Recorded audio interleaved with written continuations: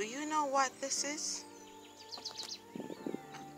Do you know what this is? I know it's white. Yes, it looks like salt. You guessed right. It is Epsom salt. Did you know that Epsom salt is filled with lots of minerals? So it has magnesium, which is great for your bones, it's great for so many things. You can also add it to the soil to enrich your soil, the quality of your soil.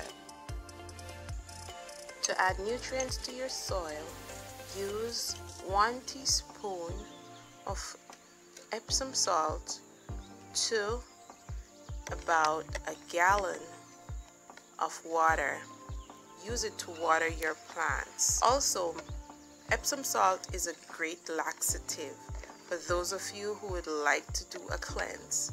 Be sure to consult your doctor if you have kidney disease or a magnesium restricted diet. Did you know? Thanks for watching. Be sure to like, share, comment, subscribe, and follow us on all our social media platforms.